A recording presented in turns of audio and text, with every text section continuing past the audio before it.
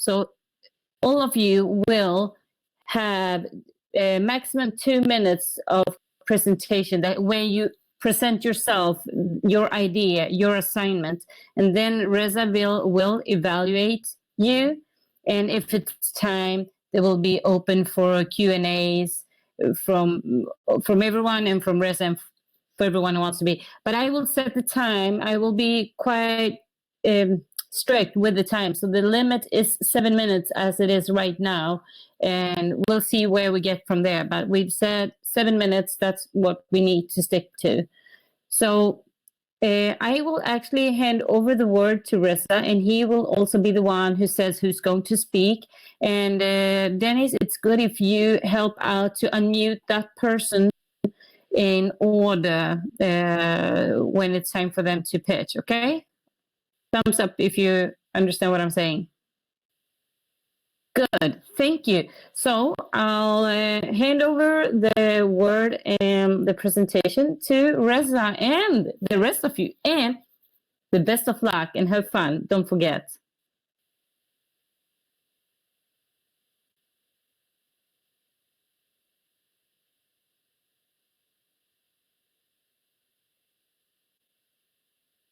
Dennis, can you unmute me? Can you mute me, please? And unmute then, Reza.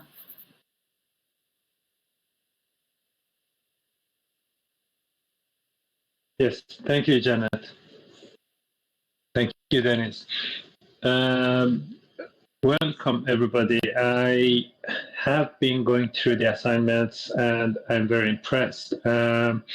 As you can see on the screen, we had 55 participants last time on Monday, and we started receiving the assignments on Wednesday already.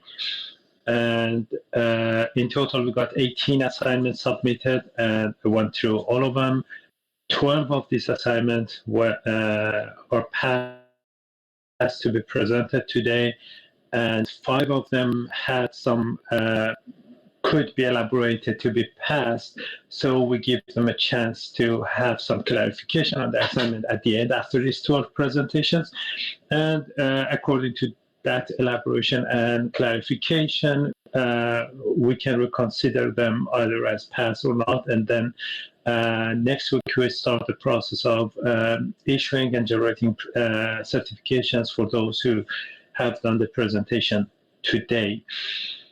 Some of the assignments were really well prepared, well defined, and well designed. And it was interesting to see 2 of them were in the forest-related matters, and 3 or 4 on software and web application development matters, and the rest were almost unique. We will go through them. Each slide that I will go through will be a person to talk at most 20 minutes about the assignment and explain it to others. And after that, I will have 1 or 2 questions, and then if we have time, we'll let others to ask questions if they have. But in total, we will not spend more than 7 minutes per person on each slide. Dennis, I still lost the control of the slides. While you provide him with the control, I just want to say, just for information, I will keep track on the time, so I will interfere when the 2 minutes pitch is over. But it's good that you actually keep your own track of time. So put a timer on when it's time for you to do your presentation. And then I will let you know when it's 1 minute left. I will hold up my finger here. I will hold up 1 minute left. And then I will tell you when time is out for the whole 7 minute period, okay?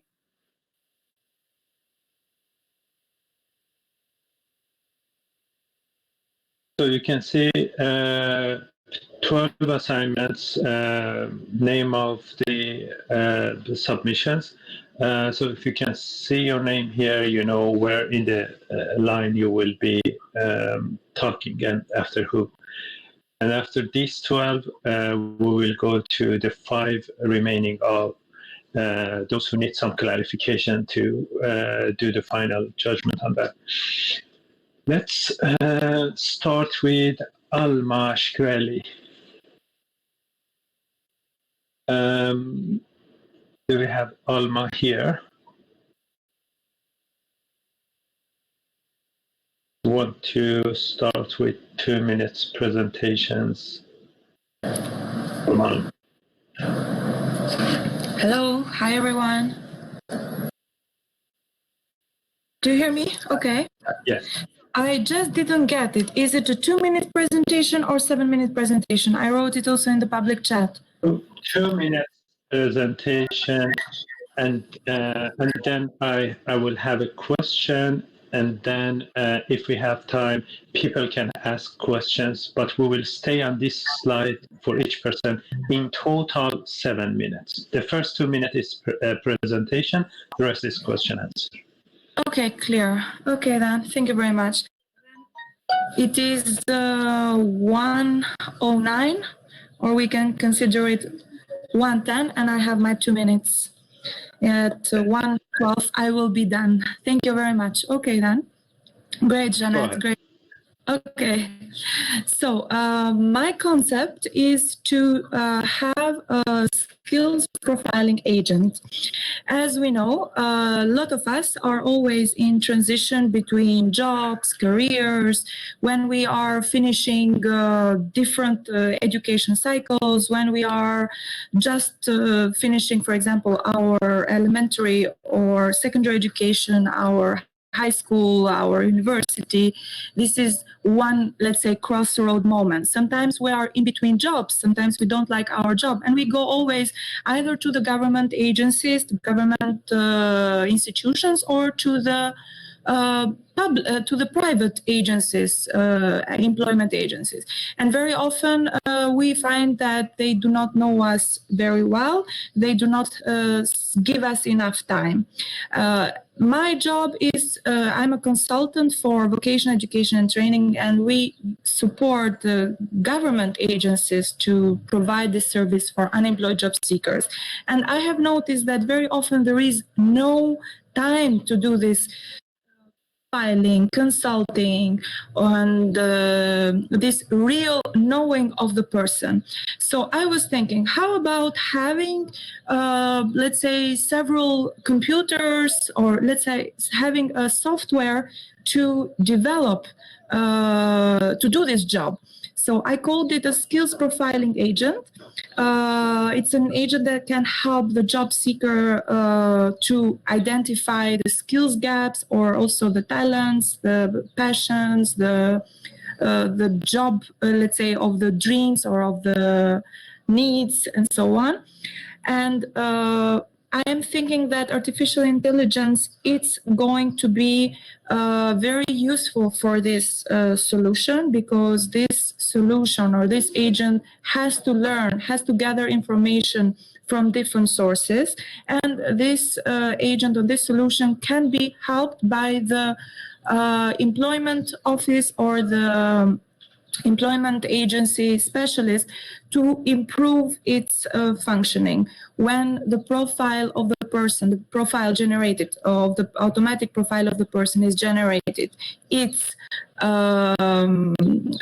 it's good and it makes sense. The person, so the human, can confirm to the program or to the skills profiling agent that was the job. So thank you, Alma. Thank you. Sorry, I need to interrupt. Yeah, sorry, I need to interrupt. The time has to, it runs fast. That's why it's good that everyone takes their own time to put 2 minutes. I'm fine. I'm going to hand over to Reza to evaluate you now. Okay. Thank you, Alma. That was a great idea to have this AI implemented in this sense for the government agents, for the interview purpose, for unemployment, especially to keep something that stop economy from running, go faster and smoother. But there are a couple of questions. First, I completely understand, and I read the whole presentation, and we also talked in the supervision session about this, so I have better grasp of what you are thinking. But for the others, maybe it would be good if you say who exactly benefit the best out of this AI system that you are suggesting. So the beneficiaries are from various target groups. On one side is the primary target group, which is the job seeker, being him or her employed or unemployed, but needs to have some sort of guidance and know themselves better. And through going through the process of this skills profiling agent. So what is the skills profiling agent, I missed to say, is just going through some games, going through some processes like tests. It can be all kinds of tests and games. And then at the end... Let me interrupt you here. We get to that. So the beneficial person, we know that there are multidimensional benefits here from the industry, from the job seekers or unemployed people, and also from the government agency side. So the other part is what part of the whole process AI is improving here, not the digitalization part, not the other parts, but what exactly those small part that AI is improving here, what is that part? Yeah, I understand. Okay. Well, AI, first of all, it's a huge, it's, let's say, doing the thing what sometimes humans cannot, which is process a huge amount of information for various fields. Where one person can need guidance. So I can give guidance, for example, for social fields, but I don't have the know-how for science or for natural science. And so how can I guide someone who's working in, I don't know, biotechnology, whatever, which field to take or which... So we can say, to understand the CVs, the forms and everything, and try to categorize and match them in a better way. And how this is not replacing human labor work or government agencies of doing their job, how their contribution would match with this system. Anyhow, it cannot replace because anyhow we have, let's say, less advisors or less agents, like human agents, than we need. And it cannot replace because anyhow the humans will have this one-to-one talk, but will be more limited. And when, for example, if I'm an agent, like human agent or an advisor in the labor office, and I see the profile of this person, which was elaborated, and then I talk to this person. So is this what you want? Is this? And then if the person confirms, will be, let's say, the... So let me interrupt you here, Alma. Let me interrupt you here. Sorry. Since we need to keep the pace and make sure everyone fits in the time slots that we have, I will interrupt a lot, everyone. So my apologies in advance. As I understood, then we can say it's not to replace the agents. It's to help agents to perform the work better, since today they have a lot of workload and we don't have enough human resource to do that and not efficient enough. So it will help them to do the job and make it smoother. Perfect. Thank you. I think we are finished here, but as a point here to everyone else also, this is not the end of what we have done this week, it would be a beginning for the next step, that is how we can pursue this, how we can keep connected to each other, and how AI Center can help every single of you that are presenting today to pursue that and see how far we can go and make it become reality to some extent, because otherwise it would be just some theories that we are having some fun together and nothing. But that's a very good idea. I hope in the future we can make it soon enough to help the government in Albania and all around the world to benefit from this idea. Thank you all.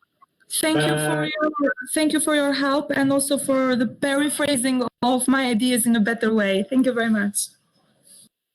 So I again lost the control of slides, and if I could go to the next slide, I don't know how. Denise or Betim, anyone? Armalindo, are you ready for your presentation? And Artiola, I want you to be prepared as next one up. So, Armalindo, I hope we can hear you. I'm speaking, but it's my... Okay, now we can hear you. Perfect. So, you're ready here. Please put your camera in. It's always nice to see a face when we talk to you. If you feel like it, you don't need to, but it's always nice. So I will hand over the word to Reza again. And like I said, I just want to tell you guys, I'm going to put in the chat, I will put who's coming up next, so you can prepare yourself, so you don't need to keep track. I will tell you. So I will have like 2 people in line all the time. So just you guys are ready. Just keep your eyes on the chat as well, okay? Good luck. Have fun. Okay, I'm presenting now in 2 minutes my ID. Of course, it's connected with drones. You're very low volume. I can barely hear you. Now, yes? Oh, good. Better, yes. Okay.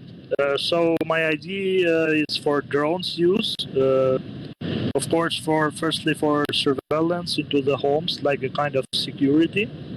Drones are expanding more daily, and in this year we have also a kind of regulations for drone use.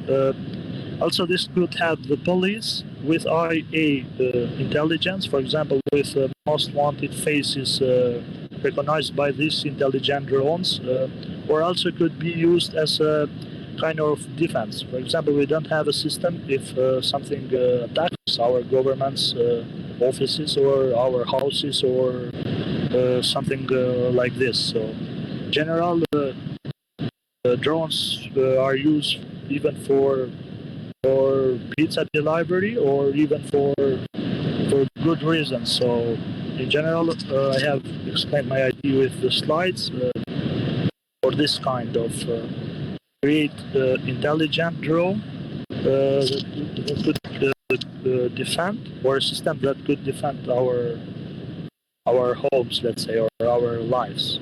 This is a kind of, it's more connected with civil, but even with military aviation. That's in general. Thank you. Your idea and your assignments, I was reading through, it was very impressive. I enjoyed it. The idea is really feasible, and it looks like it's obvious and everyone could come up with this idea, but it's the first time I'm reading the way you presented this idea, and that was very interesting. As I understood, because of the limitation of human resources in police force, and also for the vast number of activities and actions that they need to take to provide their service of protection and supporting civilians from their harm or make it secure, it would be very helpful for them. As I wrote a little bit of a brief on the slide that you can see, I think I got your idea in the right way that you meant to. So I can see that it will not replace human resource and human from the work they are doing, but it will provide them with the better tools and equip them to provide their service better. In this case specifically, the question will be how we can secure ourselves and privacy by this. When you talk about drone and surveillance, the first thing pops up in everyone's mind is, what about my privacy? What if they do something wrong or something? How is your thought about that? Yeah, that's a good question. So I think that firstly, the data in this kind of robotic could be, for example, for only the top wanted people, not for normal people. So the drone could identify user and has not to have so much data in the head. So that's the point. It's only specified in this way to have police, for example, and police fill the data with only the wanted people, not, for example, a professor or a child, let's say, people with normal life. The complication comes when the police is a user of this technology and there is a producer of the technology also. So there is a company that is building these drones and connecting this to their own cloud or something, and they are managing the data and protection of the data, and then the police could have access to that. There is a similar situation in US that there is a website that no one knows how to get to that website, and they provide police with the background check on anyone that they want. And this website is fake. It's not supported by any authority. It's Russian-based, actually, and it's not advertising anything. And if you use it for more than a couple of minutes a day, you need to pay something. A lot of police departments in the US are using that, and they are getting wrong information, and no one knows how it works. So I think ideas such this and such your idea could be carefully regulated through authorities before they get to the work with the police, like a security stamp or government approval standard or something like that. And then we can think of the police is using something that's approved by the government. The same way we deal with vehicles and guns. Police don't go to black market to buy guns. They get provided with government approved standard missiles or guns or other things they have. It, I think, should be treated the same way because it's a sensitive information that could be handed to private sector, and we don't want that to happen. Police information and private sector should be separated. But as a whole, I think your idea is really good. It's not limited to any geographical location, and for more even less populated areas, it would be more beneficial because they would have better service and less budget to do their work.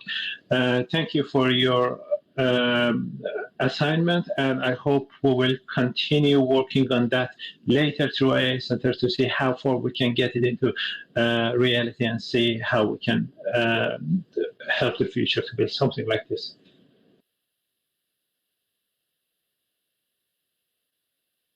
Good. Thank you so much. Reza, I cannot see you on video, unfortunately. Anyone else who can? Because I think it's good that they see your face when you talk to them. Meanwhile, Artiola, I don't know if I pronounced correctly, but are you ready for your presentation?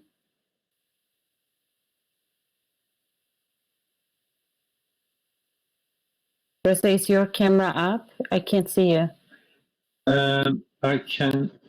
I can see only myself and the one that is talking. I cannot see you, Janet, and my camera button is locked, so I cannot change anything here, but I can see myself only right now.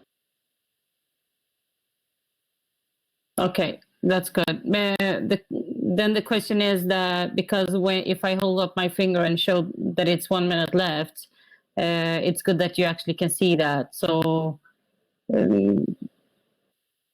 maybe Dennis, you guys can make sure that it's shown so I don't need to interfere so much.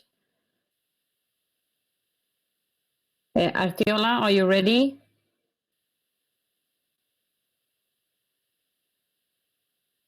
Artiola doesn't seem to be online anymore.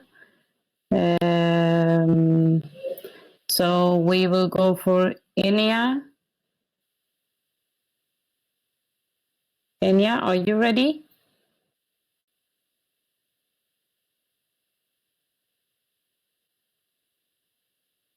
Okay, Enya, are you ready?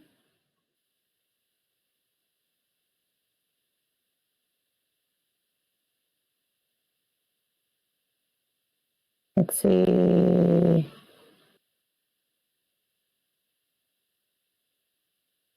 Okay, Enya doesn't seem to be online as well. Sensilla, sorry.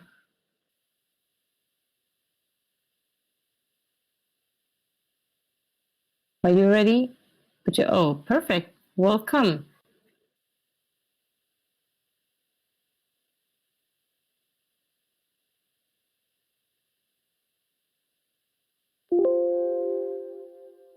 Jensila, can you make sure you click the microphone button at the bottom? Because we are not hearing you.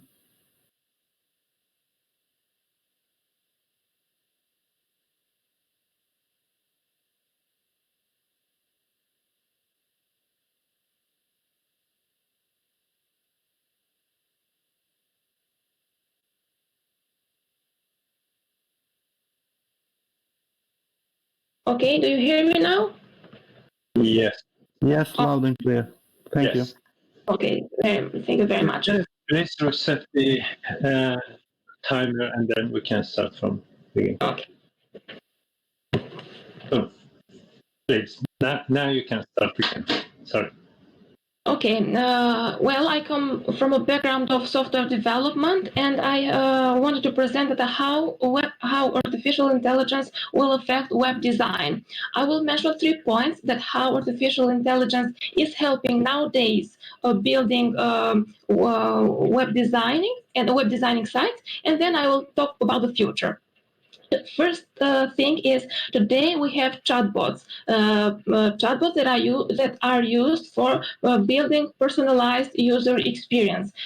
Any user can ask a question in a website, and they will be provided with information immediately. And this is done using artificial intelligence chatbots.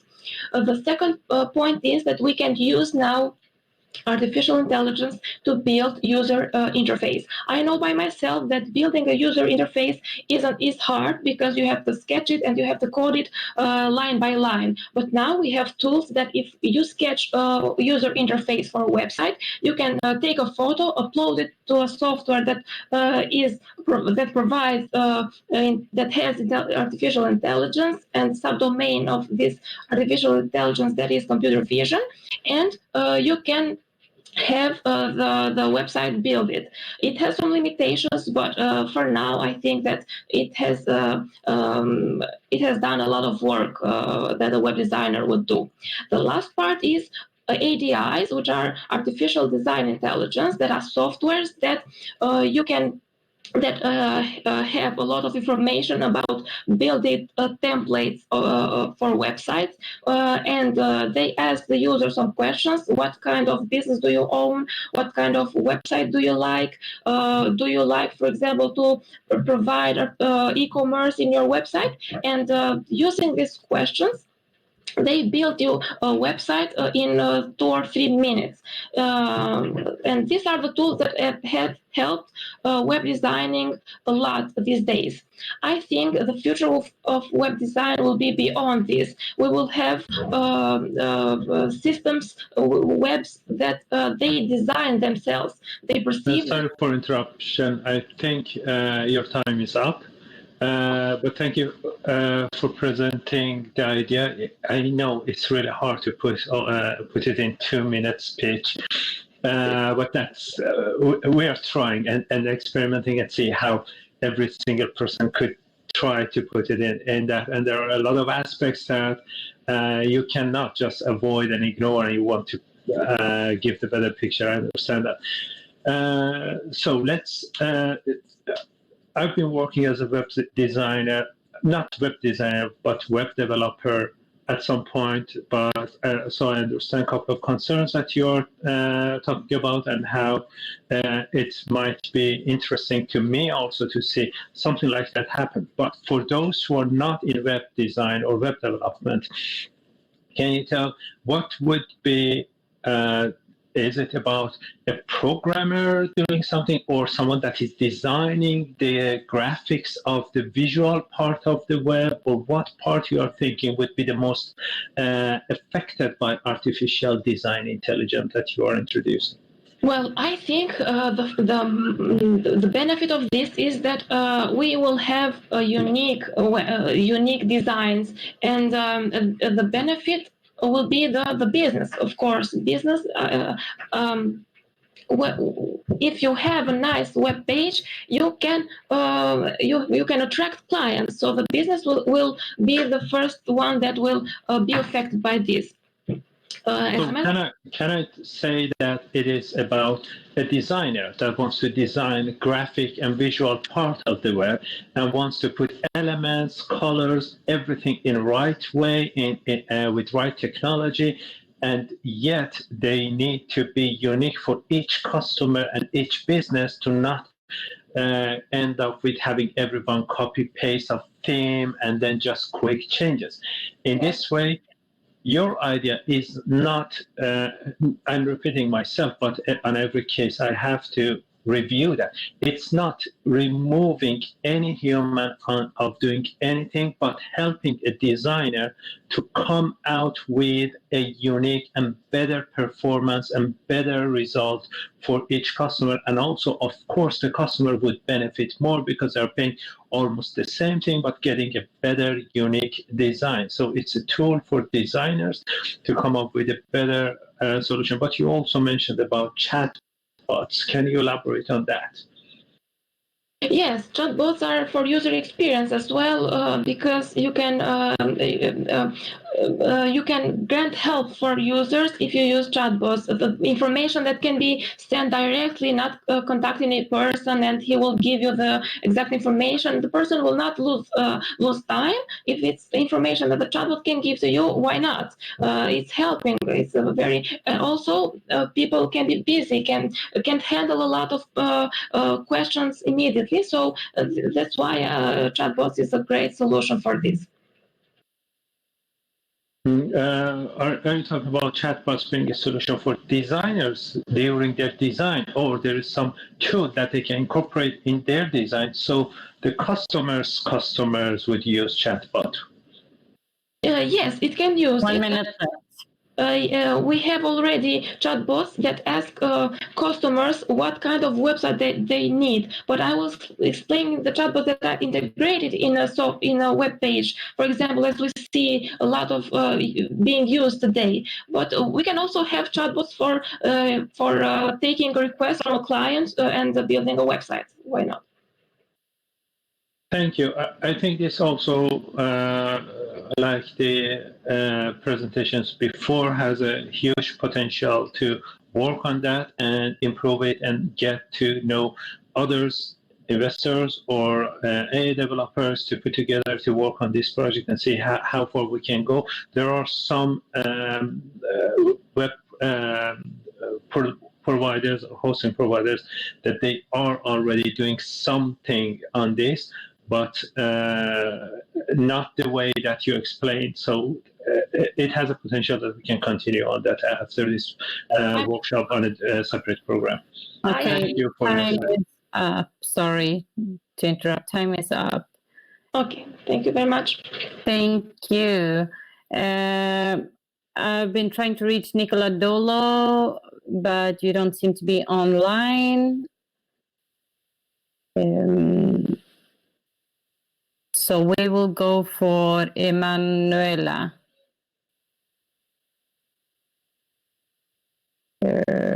There we have you. So Emanuela, get ready, please. Let me know when you're ready. And Elisa, you're up after. So and you have confirmed that you're ready. Okay, good. Thank you.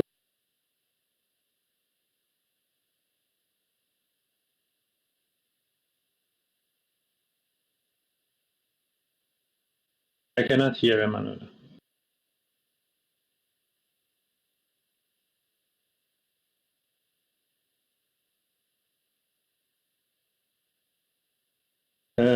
Try unmute on the page.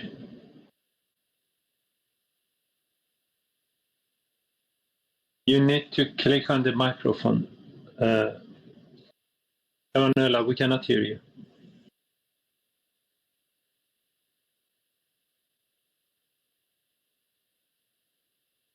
Emanuela, we cannot hear you.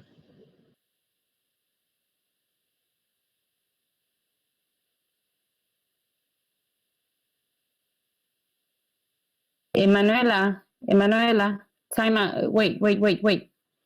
Time out. We cannot hear you. We cannot hear you. So you need to put on your microphone. Emanuela, can she see us, Denise? Can she see us at all on her screen? Denise, please enter. Okay. She doesn't seem...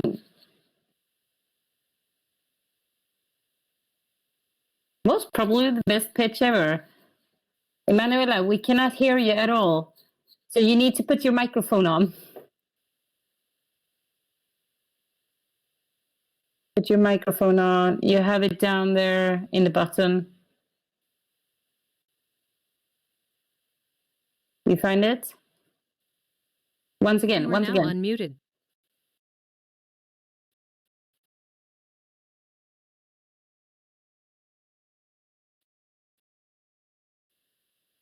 Yes.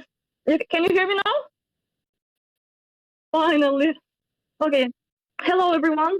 You are now muted. Most probably you had the best pitch ever and we couldn't hear you. So I will give you 2 more minutes. Okay. Okay. Your time is coming now. Okay. Good luck. Okay. So we can see that AI is really transforming our society nowadays. We can see it in medicine, in finance, in every other field. But I think that we need it more. There are some fields that we need it more than at the other fields. For example, one of those fields is the one I study. It's forestry. Why do we need AI in forestry? I have stated in my assignment 3 ways we can use AI in forestry. One of them, it is for preventing forest fires, like we have seen this year in California, the Amazon, or many places where forest fires have caused many catastrophes. And I think we can prevent that to happen. And how can we do that? For example, I imagine I think in the future we can use sensors or kind of robots that can feel when the fire is happening. Since the moment that the fire is really small, when there isn't any damage done yet. So by that we can really prevent big damages to happen. Also, another way I think we can use AI in forestry, it is to diagnose tree illnesses. Why should we do that? Because it is a very intense job for pathologists to do. Also, how do pathologists do this work? They go and they check for symptoms. And at the moment that the tree is showing symptoms, it means that kind of most of the damage is done, because it starts the leaves starts to get yellow, and it starts the wood is damaged now, and that's how the pathologist can see if a particular tree is ill. And if we could have in the future machines to check if trees are ill before Sorry for before the damage interruption, is done. It would be really Emanuela. great. Your 2 minutes up. Thank you for explanation and description of your idea. I think we have another presentation also regarding this topic. It was very interesting to see more than one person has done something about this, but let's focus on your idea. As I understood, like some of the others, especially like the drone surveillance, the situation here that you're suggesting is we have a lot of work we can do. We have few people, few budget limitations there to be able to cover something like forests and big areas like that, and a lot of activities and a lot of monitoring and data gathering that we need to do. So I think AI here is not only helping them to do their job better, but also help the humanity and the future of our Earth to be in a better shape. And if we miss something, like as you said, Amazon disaster or California or Australia, it's not just losing some forests. It's a lot of cost, a lot of changes in the environment, and other animals also affected. So everything would be affected, and with AI we can prevent that. As I understood, there are three main areas that I understood that you are tackling here. First is preventing the fire by recognizing the small signs of fire. The second is trees and understanding and recognizing which tree needs to be treated better before even the signs appears, because with machine learning and AI, we might be able to predict that. And the third is illegal activities in forests. Are there other aspects that you have in mind or mention in your assignment that are missing here other than these three?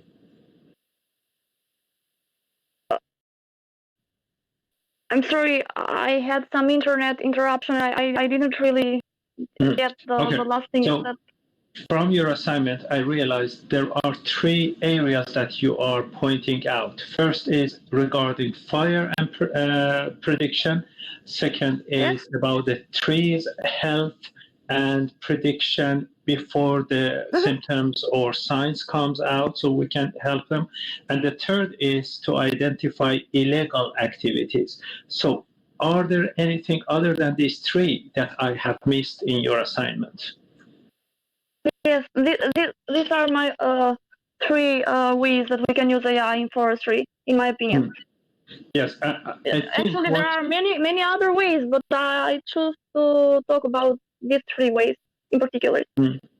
I think your assignment could focus on any one of these three, and that would be a perfect assignment. But what you have done, it's to me sounds like you have done three assignments and put it in one assignment. So really great job, really good job. And I think this is one of the most needed things we need to do with AI in the future. And I hope in the next program and continuing with collaboration with AI Center, we can provide you and connect you with relevant government officials and AI companies to see how we can commercialize it and make something to help the forest. Thank you, Manuela, for the assignment, and thank you for your presentation. Thank you very much as well. Bye. Thank you. We have now Elisa. Are you ready?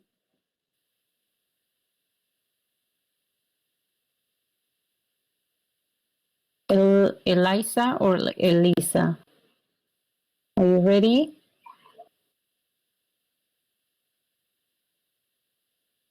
She's actually the only one who has confirmed that she's ready. So you guys get ready, and please comment when you're coming up in chat that I ask you to prepare. Thank you, Lisa.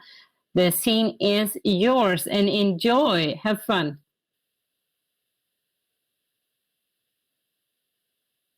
Mike, please. I can't hear you, Elisa. You are now unmuted.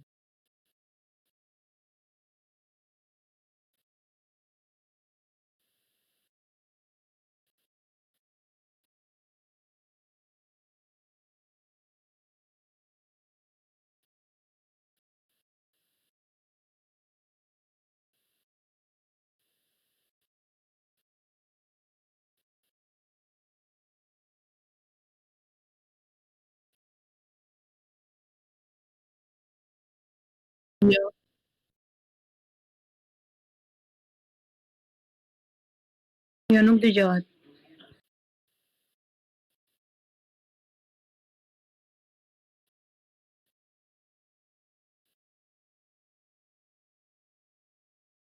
Elisa, how's it going? You get your microphone ready? We cannot hear you.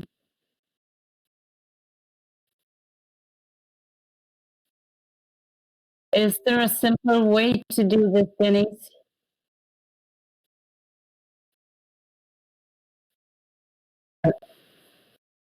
Okay.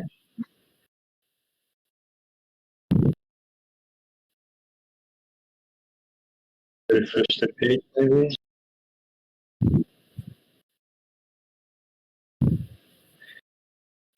Yeah, because she is already unmuted. I don't think the problem is here. Maybe Lisa, you should check your microphone once again and come back. Meanwhile, we go to the next person, Lisa, and then you just prepare and get the microphone ready for next time, okay? So we will go with Antula. Are you ready? Antula? Yeah, I'm connecting. Good, thank you. The scene is yours. Thank you for this kind of opportunity to the Artificial Center of Sweden and Albanian Skills. Well, I'm a business informatics student. And the topic You are now muted. for the assignment is artificial intelligence in agriculture. We all know that agriculture is a foundational economic sector, and nowadays people need to produce more due to the ability they need to feed more people.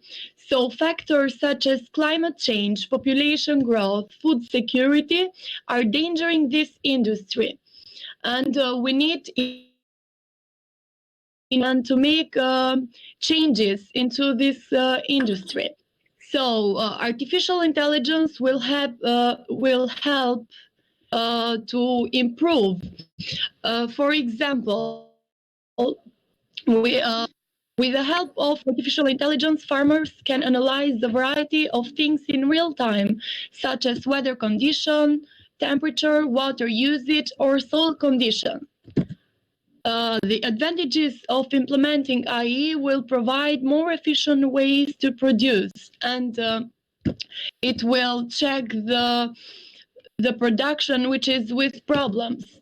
So we need really to improve the agriculture sector. And I want to mention that the use of artificial intelligence will not will not human. So we see the artificial intelligence as a symbiosis with humans. So they will interact together. Artificial intelligence will gather information through machine learning, or they will have collected information before, and they will collaborate together because we also need the farmer. And this is the way I think that artificial intelligence will help in the future. Of course, we need it. That's Thank all. you. Thank you so much for this opportunity. Thank you. Thank you. When I went to your assignments, you have mentioned a couple of details that was very interesting, that I put one of them here up to the status that 200 years ago, more than 90% of population lived in farms and producing their own food. And now If I remember correctly, the latest statistics shows that less than 2% of the population is working in farming industry or food, farming industry related to food. So more and more we are moving forward, less people in proportion, not numbers, less percentage of people will be working on farms and producing food for more people. We are growing and we will be up to 10 billion people on earth before we go down, and but that's inevitable way we are going. So we need to make sure we can provide enough, we can have cheaper food, and we can provide for more people. What I concluded from your assignment is two of major concentration in your assignment was on crop and soil health, and also for the decrease of pesticide use. And these two are, for me, that I'm not in the business of farming or know that much about farming, looks like a huge impact on the farming. But do you have anything other than these two that I'm missing, and do you want to mention about that? Otherwise, I can have some questions about these 2 points. The thing is about the usage of pesticide is to decrease the pesticide usage, because the farmer maybe can exceed the norm it needs. That's the reason why I'm mentioning it, and it will help. Not that we should exceed the amount with the artificial intelligence. It will help the AI or machine will help the. So it's. I see there are a lot of benefits from this. First is less pesticides means healthier food that we are producing, less cost for farmers, and also less production of pesticides in general, in global form. And also we can see the implication is not to give less to the crops, but it means where and how much is the best to give. If there is a soil and you need to put out pesticides in some place, you avoid that and then control it and make it more efficient, which is almost impossible to be done by human. We need machines to be able to do that. We just can carry or put the system in and do almost the same for the whole farm. But if we use machine learning and AI and probably robots like drones or trucks that we can use, we can change the amount we are spraying. For example, if we think of spraying something, then we can have a little bit less and more in every millisecond to make it happen. Less cost, more productivity, less CO2 footprint, and of course, better farming for the future. So, like some of the others, it is not replacing human at all. It's again helping the labor work to do their job better, like other tools they are using in farming industry. So it's not machinizing and digitalizing and robotics to have farms without farmers. It's helping farmers to do what they are doing in a better way. Is there any other point that you like to mention? Because I think what you have done is clear, right to the point, and very interesting. Is there anything else that you would like to add? I want to thank you for all this workshop. It's a great experience. Thank you. Thank you for participating and submitting. I hope in the next program and we can take it further and see how we can connect you to the industry and see how we can go further. I know a couple of companies that we are working with, AI companies, that they are in farming industry and they're using drones and other technologies to improve that. I think this collaboration would help you to see what has happened in their technology and they to see what are your inputs and hopefully see better improvement in the future of farming. Thank you. Thank you so much. Have a nice day. Thank you, Lisa. Sorry, Antula. Lisa, are you ready this time? Lisa, ready? Here she comes. Let's see. Can you hear me now? Oh, now we can hear you. Welcome. Okay, the floor is yours. Enjoy. Okay, hello everybody. I hope you're doing well.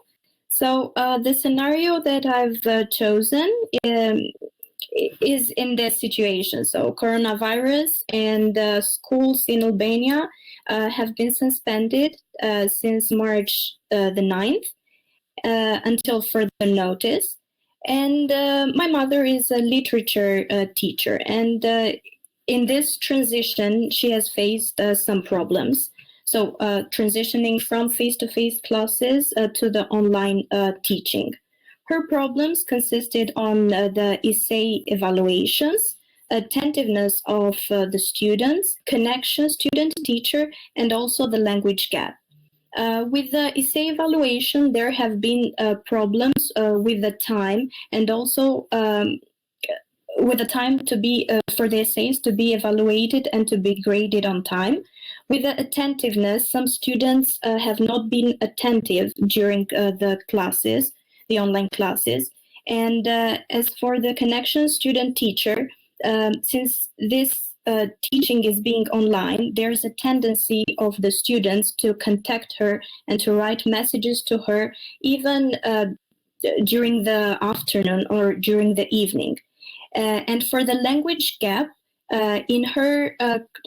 in the classes where she is teaching, there are some students from children of immigrants who have a language gap. So what can be some solution to these solutions, which include AI? As regarding for this evaluation, there can be an automatic computer grading. Considering the attentiveness, I read some articles that there are some brainwave measuring headbands which can check the level of students' attention during the class. For the connection student-teacher, there can be created virtual tutors where students can direct their questions 24/7. Elisa, sorry, I have to interrupt you here. Your time is up, but let's discuss further together. Thank you for your submission for the assignment. And your assignment and your presentation, the assignment, is one of the most professional assignments I've received on this workshop. That was perfect. Easy to read, easy to follow, clear, very high quality graphics. Everything was perfect. Thank you for that. I enjoyed reading that. And also, your assignment was the only assignment that is talking about the right now current situation that is happening and changing. The whole workshop purpose was to think about the future of industries and how AI can help. You're talking about today, and it means we're already in the future, and something has happened that we were not prepared to tackle. And now we can use this example to prepare, hopefully for this, to be good for this, and hopefully this as an example for the future situations that we might not know what could it be. But this is an example that's already happening. I put your 4 points of essay evaluation, attentiveness, student-teacher connection, and also language gap or language barrier that you mentioned here. But I'm very interested to know which of these 4 items you see an AI solution already available but not being used, and which of these there are no good solution right now that we need to develop in the future. So the virtual tutors are, I think that they do exist, or the chat box already exists, or they need some more improvements, but they already exist now. But in Albania, they're not being used regarding the education field, I mean. And something that might need a lot of time is that is the solution of brainwave headbands. Something really expensive, I think, but also it needs a lot of time to improve or to be developed.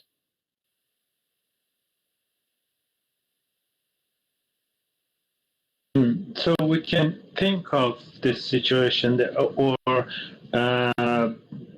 the solution as there are two different areas. One is the solutions that are already existing but not available globally for everyone everywhere. So that would be one battle that we need to take the AI solutions to everyone, to reach to everyone. I think we had a quick discussion on this on Monday at the Q&A, how to provide AI technology to for example, on the developed companies or other countries or other corners of the world. And the second battle that we need to do is what we can add to the technology to provide us with the beneficiary. For the language barrier, we have companies like Microsoft working on Skype, that on Skype you can change a language, so you start hearing a language in a different language, but it's not very well designed for all languages, of course, yet. I think you have mentioned, you have pointed out really good assignment and good points here, personal experience, your mother experience that shared with you, and also the current situation that we are in. And I think we can continue this as a to see how and with which industry we can, or which companies we can take this to the next level and see how we can make it happen in the future at AI Center. Thank you for the assignment and the good work that you done for the presentation and the assignment. Thank you.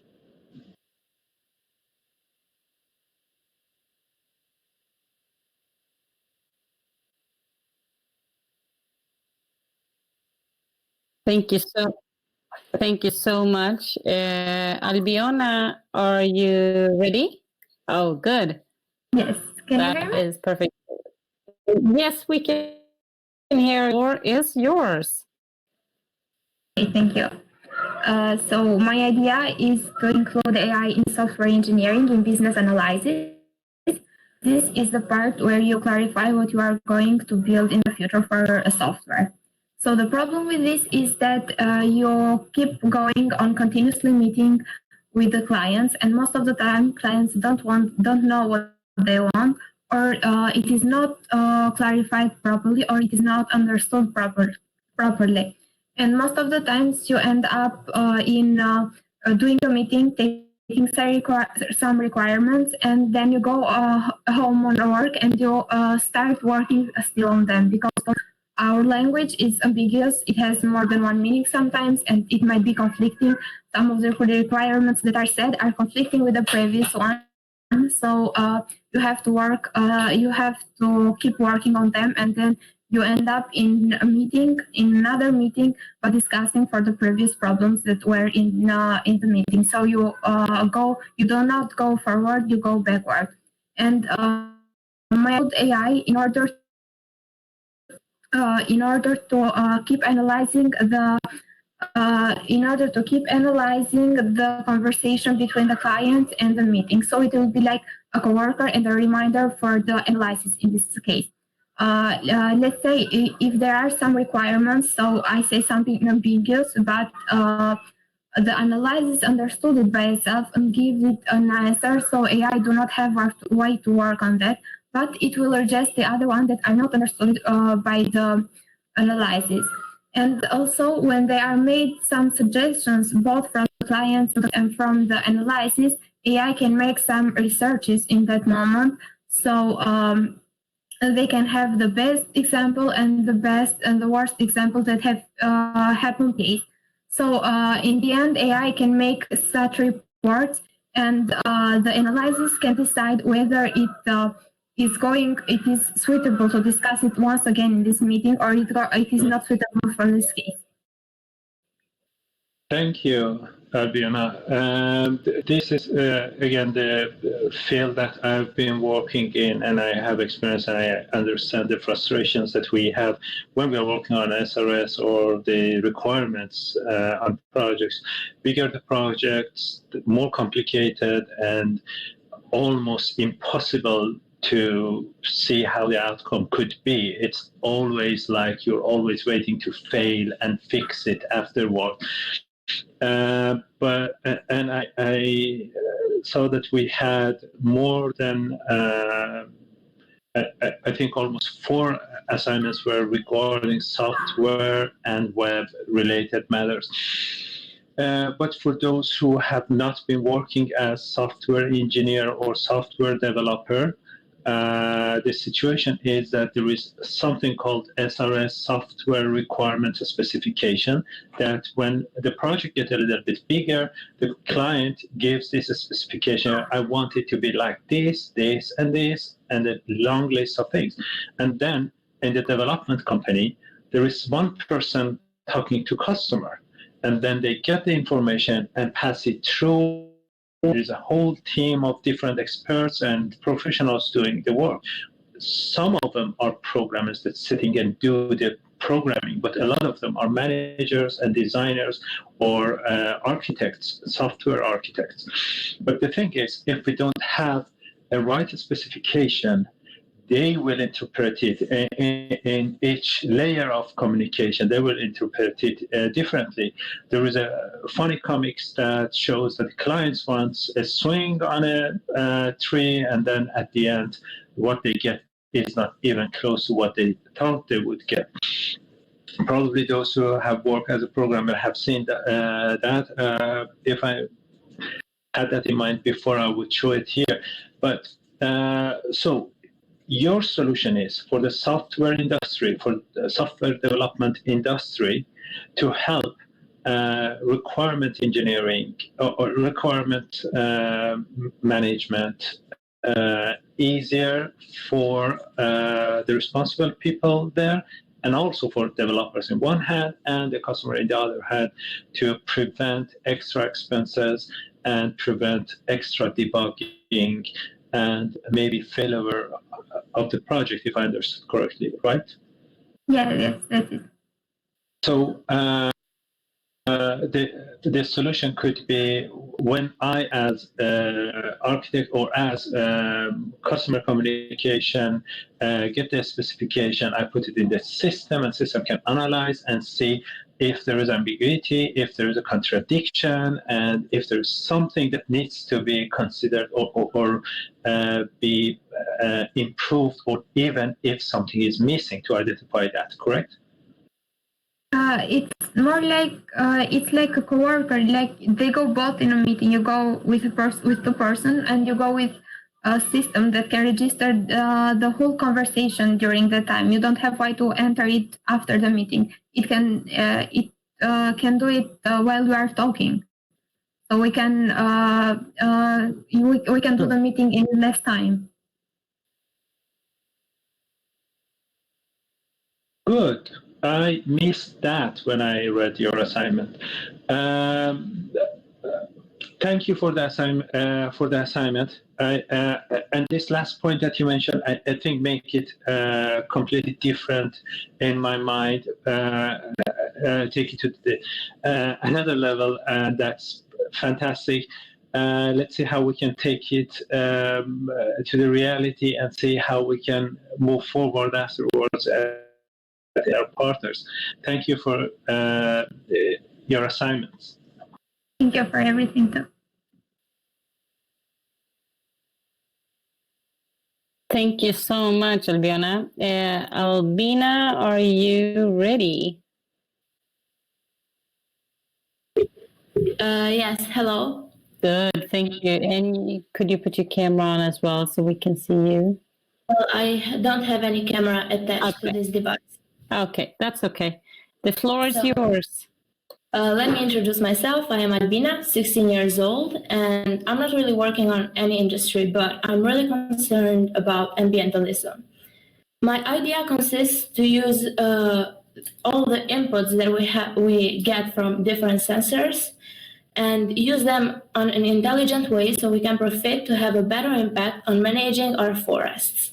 More concretely, I suggest creating a device in which a thermal camera is integrated, with a 2-kilometer radius able to detect all the warm images which seem to be larger than 2 square meters.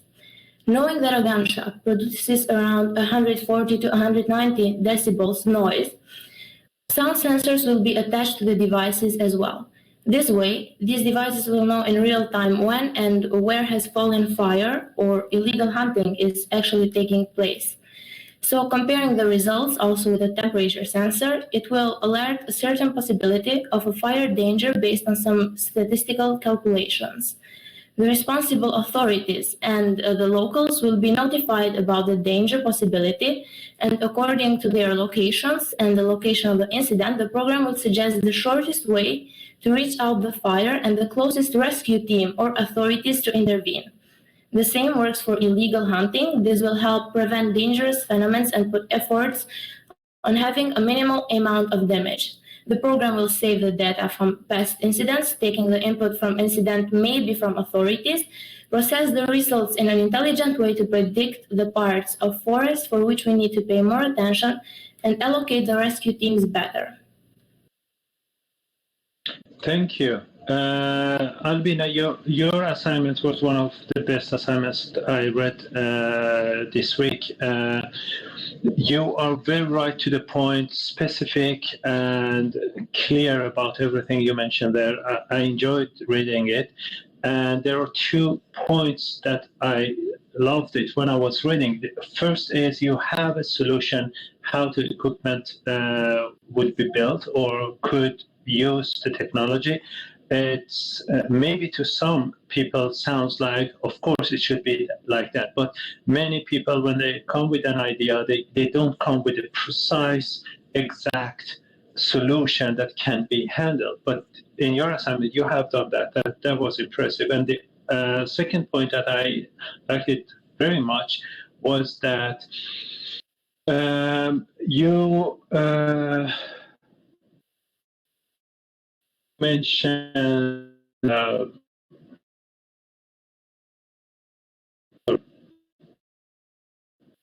the help that it can give to authorities and also the guards and any related bodies. That is precise how to build it, who would be responsible, and how it should work.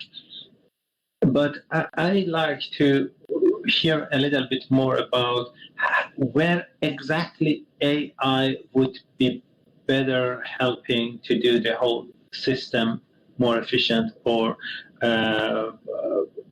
more effective. Well, we have the object recognition to detect all the warm images that are larger than the defined size, as I said, 2 square meters. And we have the template matching, so it matches the sounds that it hears, and also the images from the camera. And also we have the possibility to find the shortest path between the locals and the fire. I'd like to ask you something that is not limited to this presentation and to this session, but it's far ahead. But since you have done such a good job, I'd like to know if you have thought about the how much equipment could cover how much of a forest or area. Have you thought about that? Do we need a couple of to cover hectares, or do you have any idea about that proportion? Well, that requires a lot of investment, but I think that is way more valuable than losing our forests. And that a single fire in a forest could burn half of it, like as we've seen in Australia, Russia, Indonesia, Amazon, and so much more last year. And that's way more expensive than these devices. Have you talked about this idea to any company or authority or publish on any paper or Not anything really. like that? No. Have you worked on any? Have you worked on any with any of your colleagues or friends on this idea to see how Well, you can move it forward? my sister, she works on RPA in Germany, and as I told her about the idea, she helped me a lot and she liked it, but not really more than that. Great. I think that's a good opportunity that we can take it to a center and see how we can provide you with connections, network, and AI companies to see how far we can take this solution. Thank you for your very precise and very right to the point and solution that you provided in your assignment. Thank you very much for the opportunity.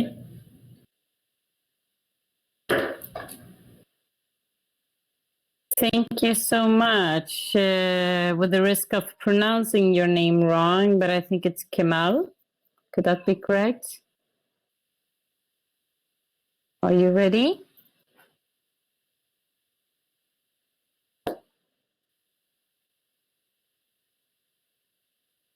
Let's see, Kemal.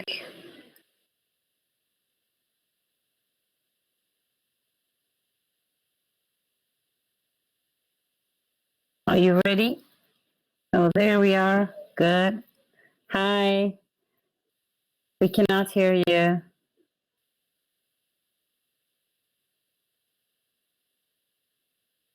Let's give it a one more try. And Hermanda, get ready for next up. So let's give it one more try. Please correct me in the pronunciation. Hello? Hi, now we can hear you. Good. Okay, that's great. It's actually Gemma. Oh, sorry. Sorry. No, thank you for the correction. No problem. Okay, the floor is yours, sir. Enjoy. Thank you for that. Well, I would like to, my topic was actually about the software development life cycle.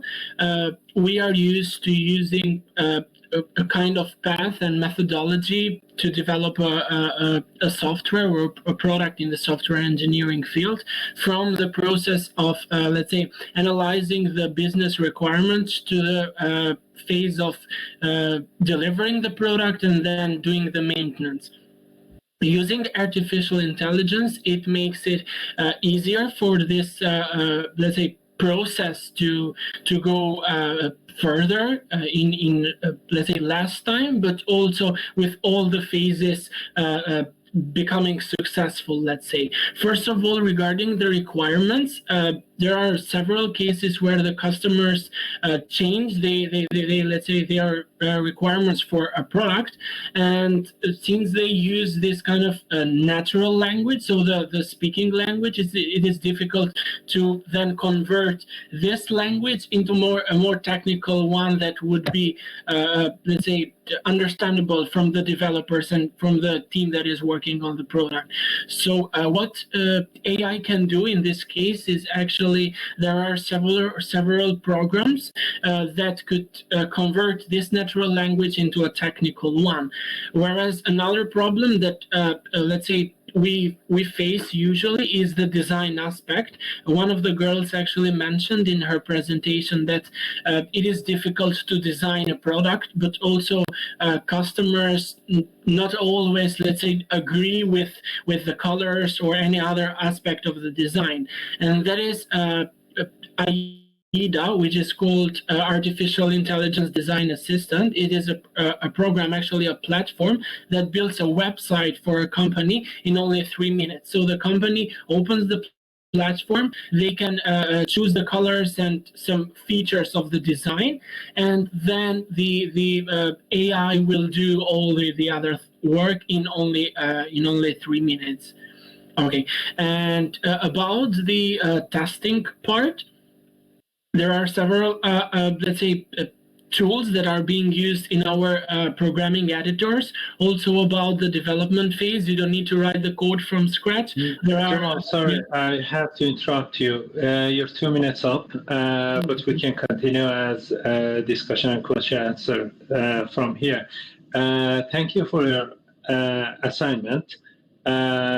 This is one of the 4 software-related assignments that I received this week. I like that you thought about the name abbreviation, and so it shows that you are thinking a little bit deeper, a little bit more comprehensive about what you are proposing here. You mentioned in your assignment that I remember a list of a couple of different activities and in the development cycle. But when you were presenting here, I realized you're focusing on one aspect more, like the collaboration with customer and making sure that that goes more smoothly. Can you elaborate which part you have in mind to be the focus of AIDA? Yes, of course. Well, AIDA in itself is a program that, let's say, helps more customers in this case. Whereas my assignment was a bit more general because I talked also about the other, let's say, solutions in brief. But AIDA is focused more on the client side. As I mentioned, clients are not always satisfied with the design of the product, and that is why this solution has come up to, let's say, to leave it on their hands. They can choose the colors, they can choose the features, and then it's up to them if they are going to go with that design or not. Of course, that might mean that the role of the designers in the project kind of decreases, but it is a help for the developers on the other side because it fastens the process. So you have the design already built kind of by the customer, and then you use this mockup, this design as let's say the sketch for the development and for the code that you are going to do furthermore afterwards. So to make sure that this is not designed to reduce the jobs that are already being done by human, like designers or web designers or software designers, we can think of the way that customers could provide their specifications instead of form of text, in form of pre-design or draft design or sketch design. They don't need to learn how to do the sketches, but they can use this artificial intelligence design assistant to come up with some sketch, and then the designers could have a better input from customer to work on design and make it happen.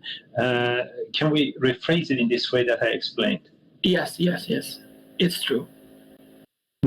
And for those who are not programmers or history of programming, one of the points here that I liked so much, I actually smiled when I was reading, is the name AIDA. AIDA is the name of a woman that created the first programming language in history, and programming invented by a woman actually, and her name was AIDA, and the programming language name is AIDA.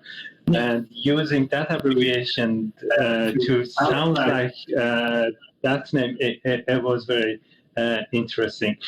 I think it's clear. So to wrap it for non-programmers to understand what you're offering is technology, a system that helps customers to not write text or communicate, but easily, without learning any application, build a sketch from scratch.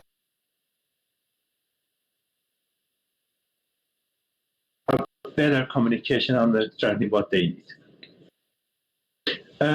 Thank you, Jamal. I think it is also one of the things we can continue in a center and see how we can proceed and have something built up on this. I think a lot of companies are working on systems close to this, but not exactly like this, but it's something that can be proceed. Thank you for the presentation. Thank you. Thank you. Next one up is Armanda. and we need some clarification. So I think we will add 2 minutes extra if that's necessary. Just let us know, Reza. So, Hermanda, are you ready?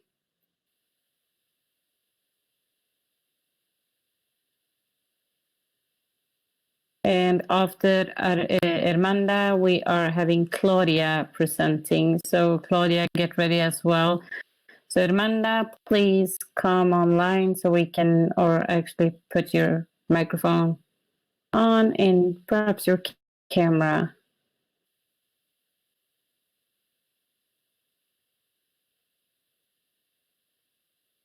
Okay, Hermanda, are you there? Okay, we'll wait with Hermanda. And Claudia, are you ready?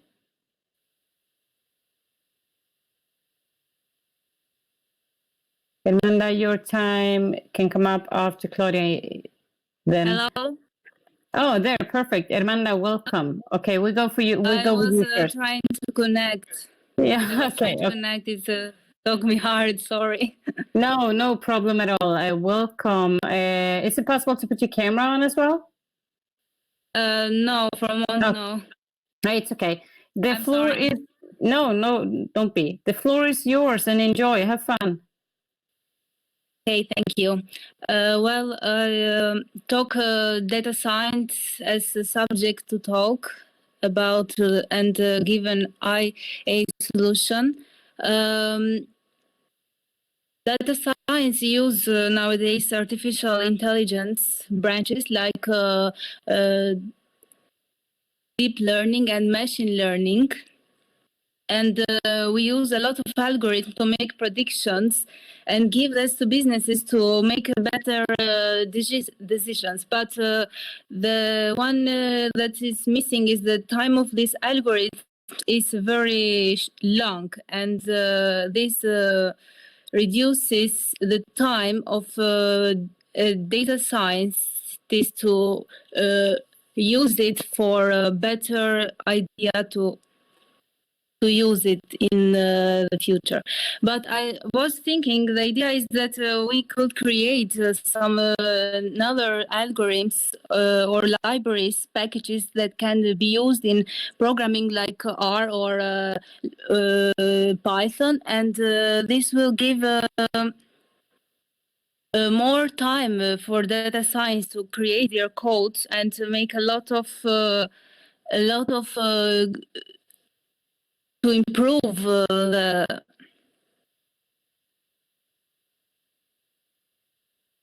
algorithms and give better predictions and less errors. Thank you, Armanda. I think I need to explain a little bit to non-programmers or non-data scientists here a little bit what is this topic about. Data scientists, maybe the name is clear. You learn a lot as a scientist to how to work with data. It is usually big data or complex data or different sets of data that you have from different sources, could be filled with random wrong data, and how you analyze that. It's a very complex work to do. So data scientists use many different tools and methods to be able to analyze some data and come up with interpretation of the activity that has happened.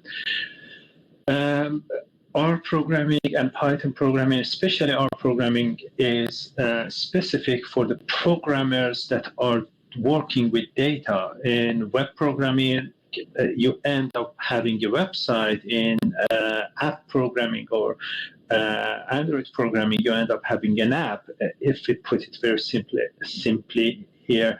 But in R programming, you get a lot of data and information, and you end up with graphs and results like who will lose this game, which part of this ship would need to be repaired first. But these are formulas and algorithms that takes a lot of time to process and cross-reference.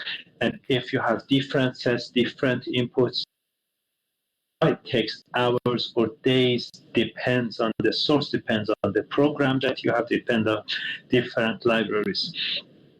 Now, back to Armanda. Armanda, my question is, where exactly you are suggesting the AI solution to be? Is it like libraries in programming languages like R that we need AI libraries to help those algorithms to be more efficient, or something else? That's what I was a little bit misunderstanding and not sure how you're thinking, please. I'm talking about creation of new libraries and packages in our language programming. That this will give more opportunity to data scientists to use their functions and execute these algorithms in a short time and give the results in a short time, that these results can be used to give predictions to, and errors will be less.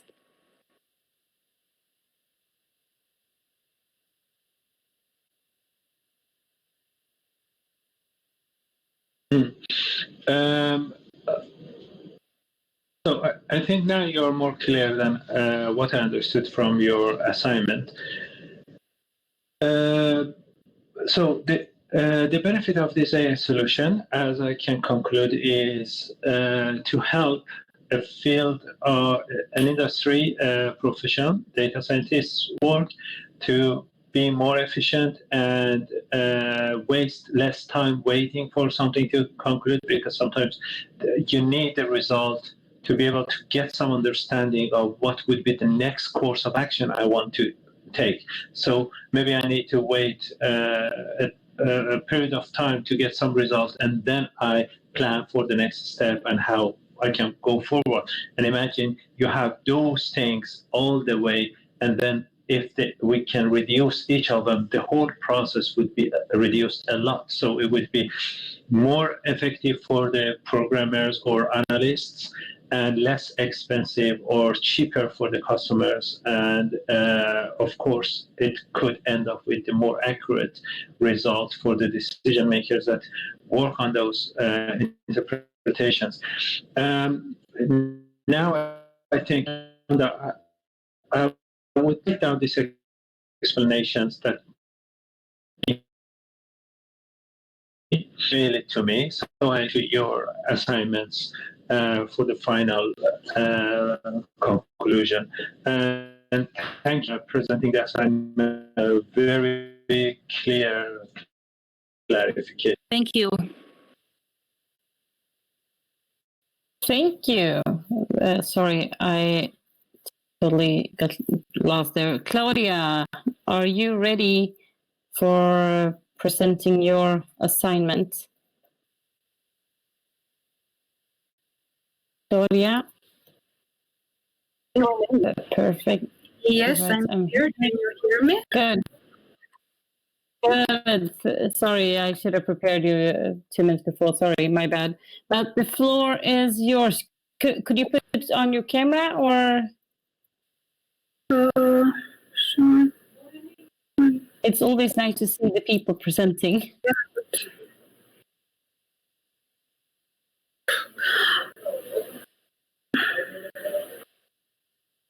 It doesn't work, the camera. I don't know why, but it doesn't. It's okay. It's okay. Don't worry about that.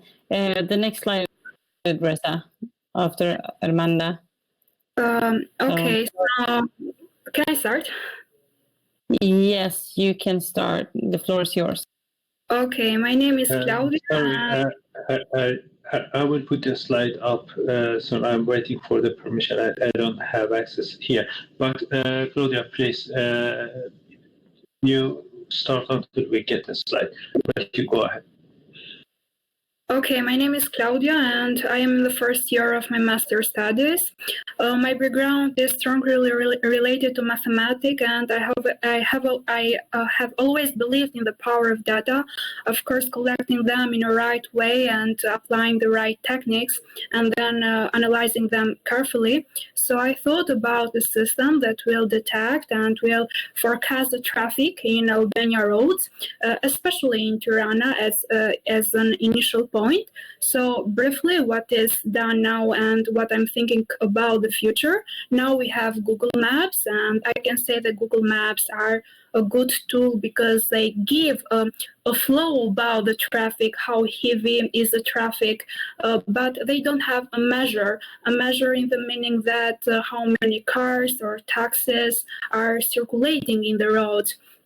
And I think that this can be done as an improvement because employment, students, children needs to go in a precise time to their work. Firefighters do, doctors do, and police needs to do their job in a correct time. So discovering the most crowded roads maybe through the help of artificial intelligence may be a help for real. And I want to say that my data, my system may be used also as a feed for other systems too. So the data are analyzed and are forecast and may be used even for other systems too. That's the idea. Thank you, Claudia. We at supervision session we talked about this, and I see that you have done a really good job comparing with what you started with and improved and finalized it. There's one thing that is missing here. That's why I put it on need clarification section, which is the system that you're suggesting, where exactly it's placed, it serves. So as a first phase, and I might help for students, for children that needs to go in school, for doctors. They want, let's say, the fastest ways to go in hospitals, or firefighters to, or police to do in the to be in the road in a precise time because they need to, let's say, to analyze a crime. So you mentioned, but I would like to hear again, how would be the difference between your system and, for example, Google Map or Waze or those applications, GPS applications? What would be the difference? I think that giving the measurements, like on the numbers of cars, of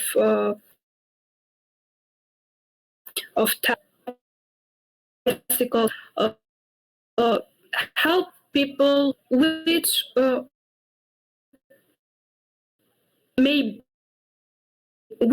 which roads they to circle. So suggestion is this more deep information for them, suitable for them to decide which way to choose to go. Google Maps, you have to go this way and will tell me if you go or less that, or some sort of other information that for me specifically would be better to know to decide where to go, because the only purpose is not to be there yes, because as I said, Google, but also, yeah. Yes. Because Google Maps, as far as I know, gives the traffic, but it gives, let's say, in a general way, how heavy or. But I think that it's a need to give some numbers and some measures puts on it, so people will have it easier like that. So I suggest you put this in words and prepare something small, attach and send an email to me and explain that, especially the difference between this system and current systems and what this has in difference and what kind of AI here is working. Then we can easily reconsider your evaluation. But you did a really good job, except missing one point that I hope with your clarification it would be completed. Thank you for your assignment and your presentation. Thank you, you too. Okay, we have next one up doesn't seem to be online, Manjola or Monica. So we will go for the last presenter, Jessica. Claudia, can you mute yourself again, please? Thank you. Jessica, are you ready?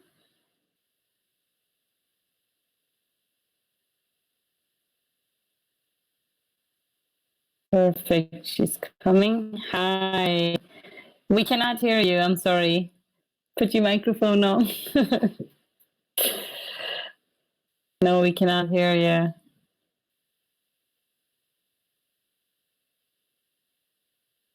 Okay, try to, I don't know, maybe Rissa, maybe you can help her. In worst case, log out and log in again.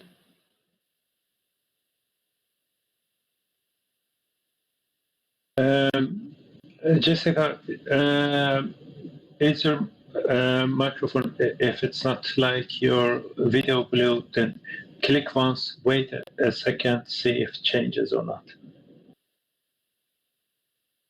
The microphone sign.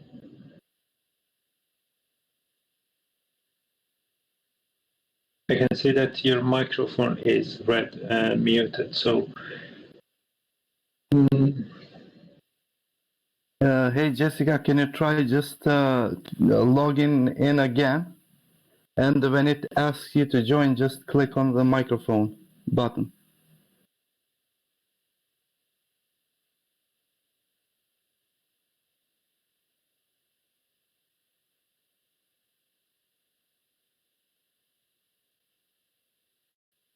Sorry, I was speaking to myself here for a second, waiting for Jessica to join us again. I must say it's been a pleasure to listen to all your presentations today. I'm super excited on how much effort you put in your presentations and how much energy and how much you've delivered on this very short time, which is quite impressive. So I would say that all of you can do like Tarzan and smash your chest and say woohoo, because it's been amazing. It's also, I wish I actually knew your language. I would love to understand what you're writing. Oh, perfect. Well, now the last one out, and you guys, if you haven't, please stick around for. So I and in. My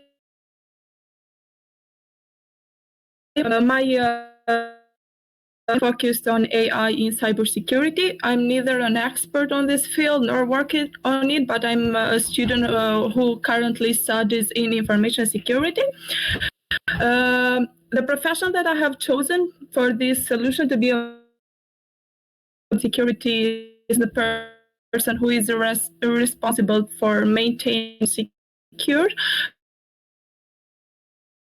Is nowadays using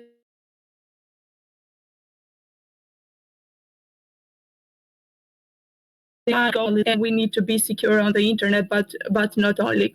The process I've chosen is like the login, identification, and authentication of the individual using biometric systems.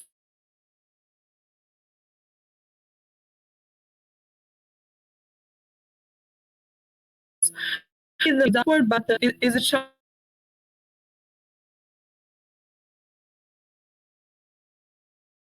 systems, but this helped security to increase. But on the other hand, there are some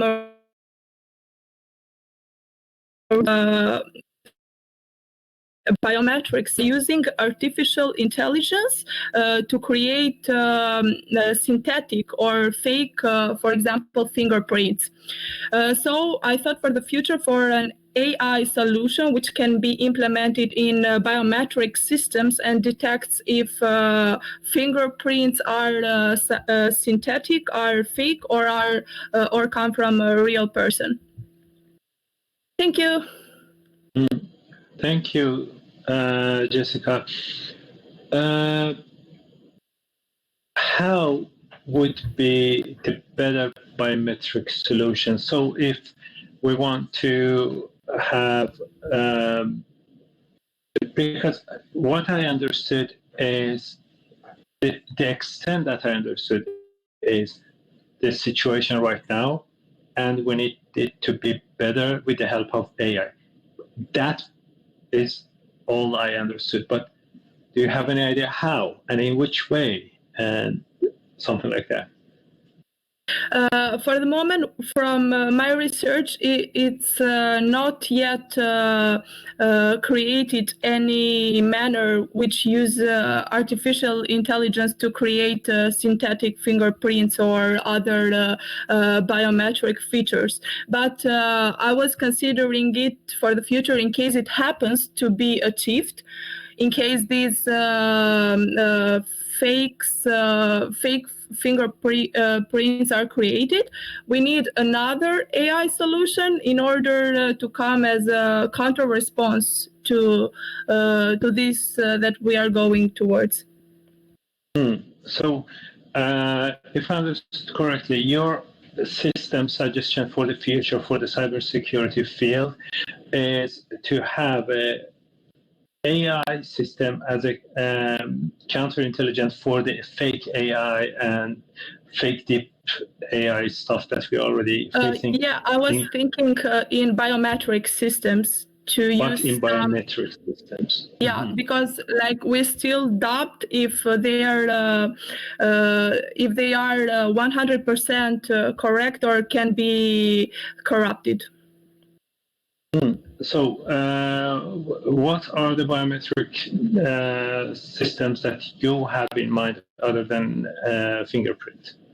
It can be facial or voice speech recognition, can be a system that detects the veins patterns or iris.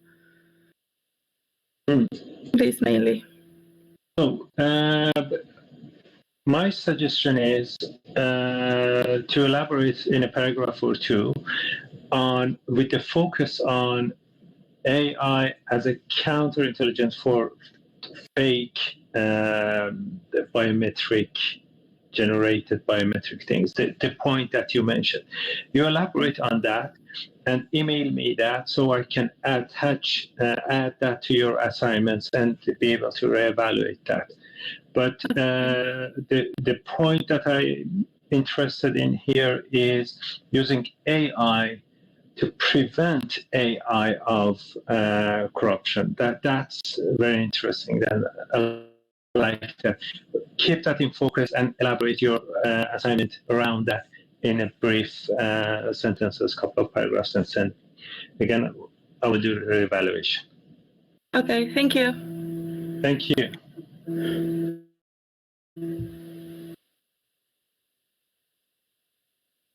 So thank you all.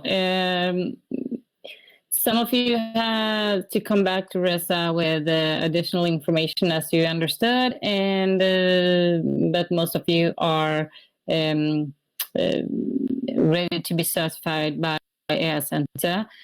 What's going to happen next is, or maybe I will let Reza talk about that. I think he's the best fit to do that. Do you want to say what's going to happen next?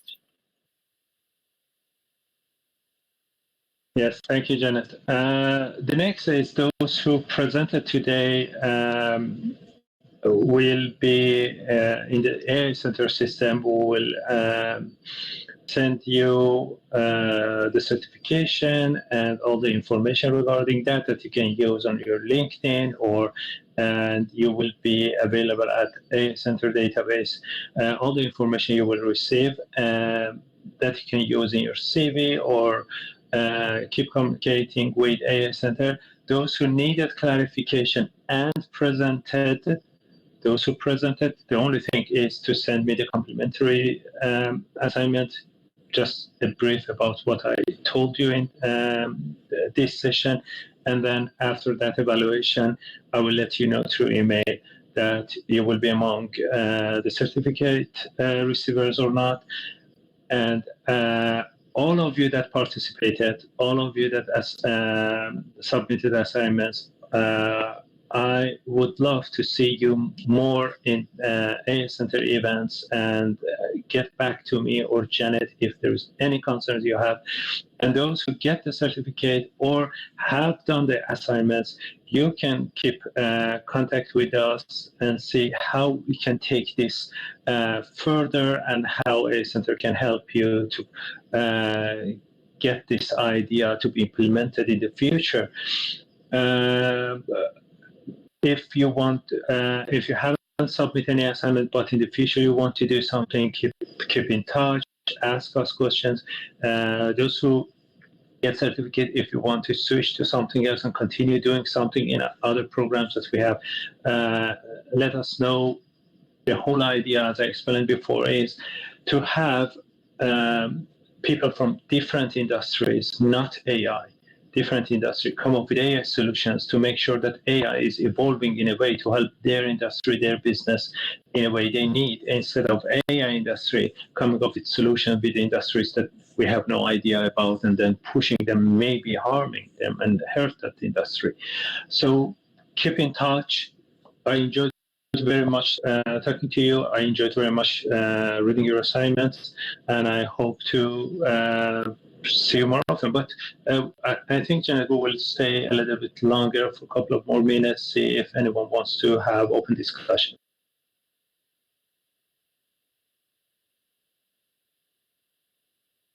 Thank you. Everybody can unmute themselves if they want, and if you have any questions, feel free to ask. It's an open forum right now.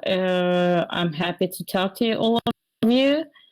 One thing I think Reza forgot is that we also will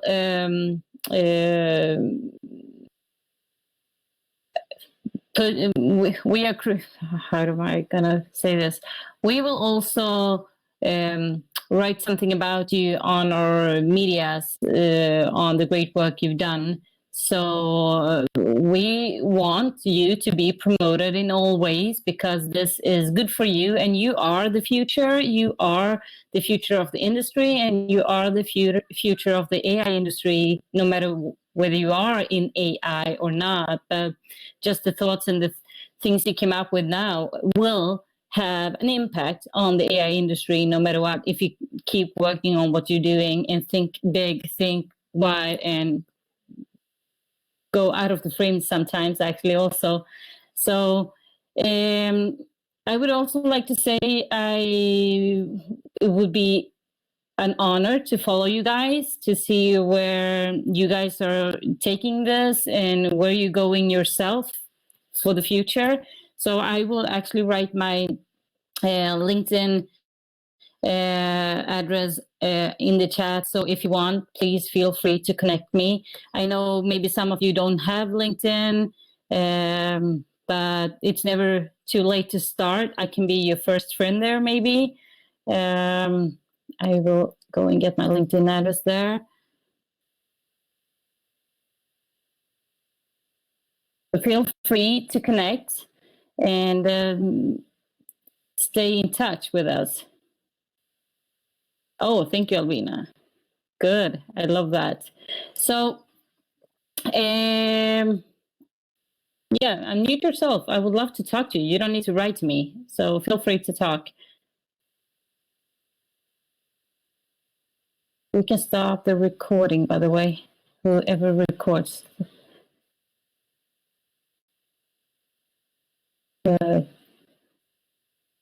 So, Melinda, I'm not sure if you're familiar with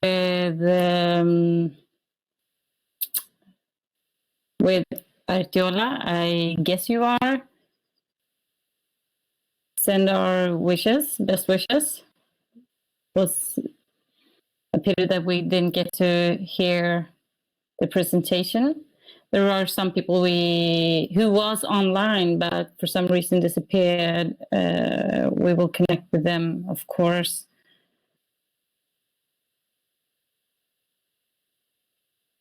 And if you feel that you're done for the day and don't have any further questions to us, I would like to wish you a great weekend and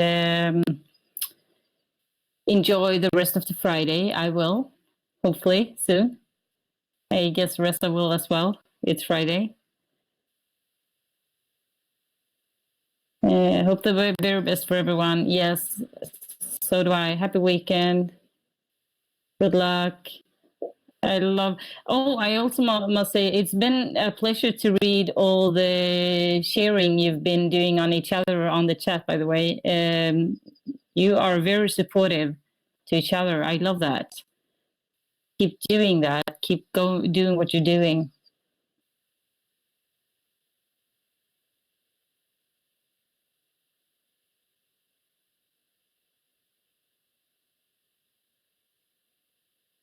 Denise, might it be that everyone are muted from your part?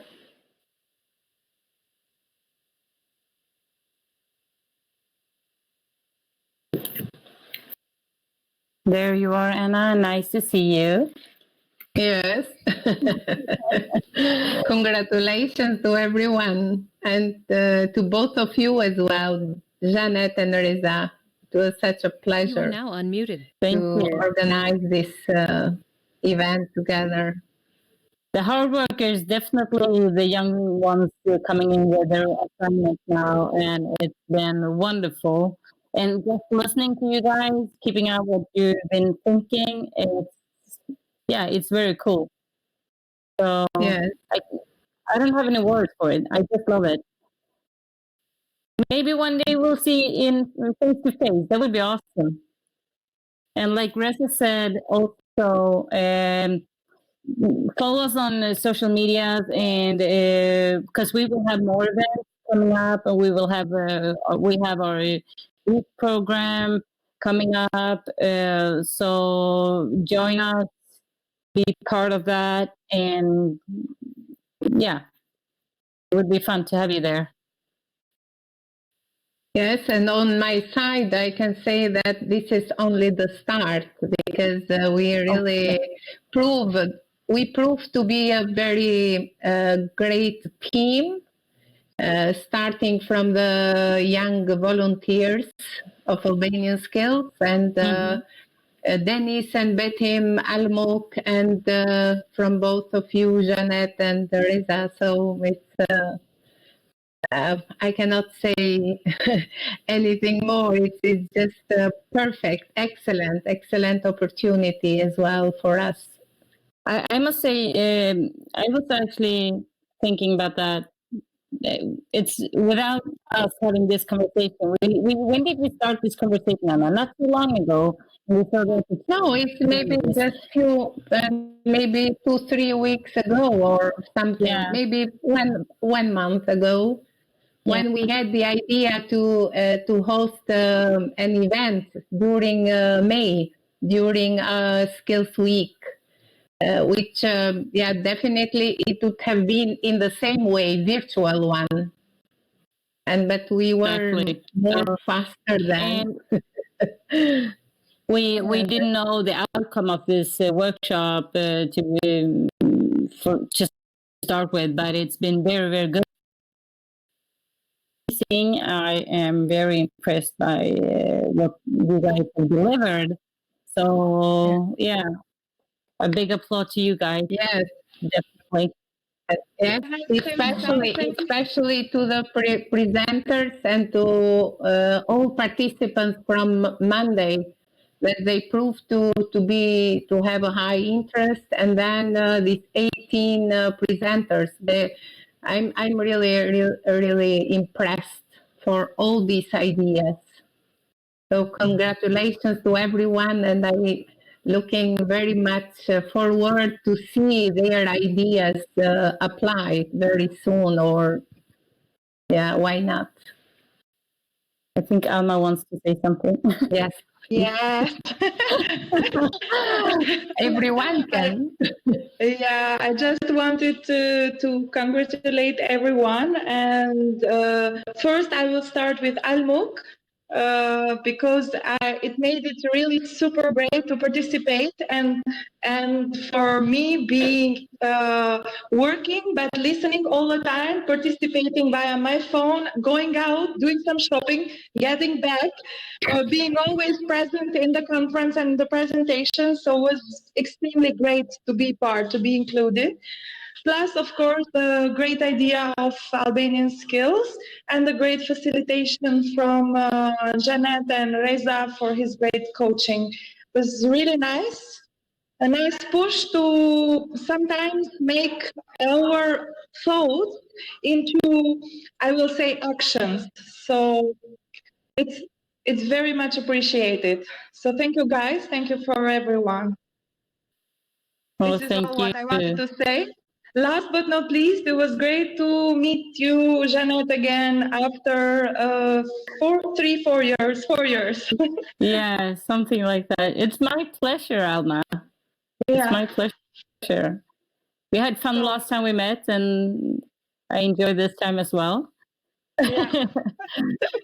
And for everyone in the group now, I would love to say, I don't know how much you are into Albanian skills, the community there, that you have the best opportunities there for to compete in your skills, and you have the best opportunity to be part of the youth program we have at AI Center. So take the chances to do what you can, because that could actually affect your future in a very good way. And you will develop for sure. I can tell you, there will be things happening. That's for sure.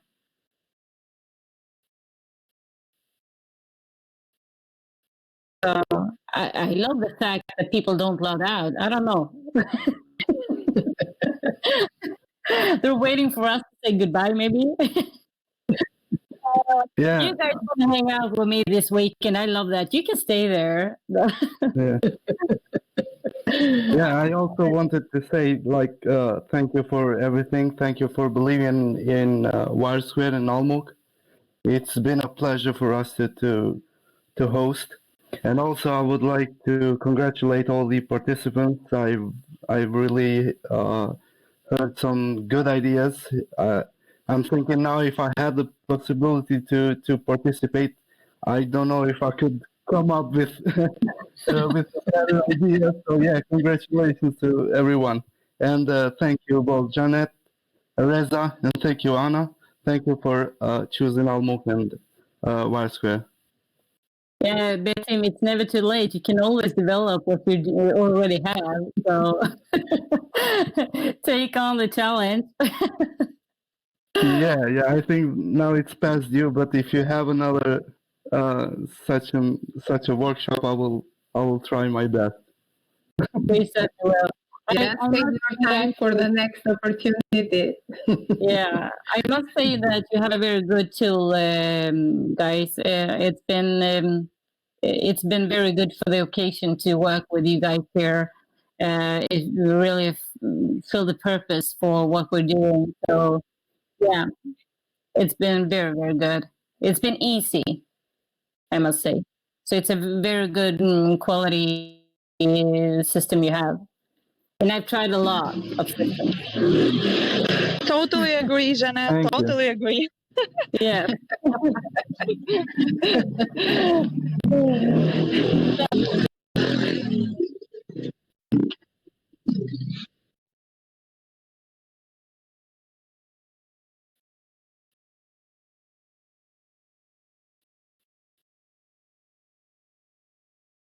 Oh, yeah.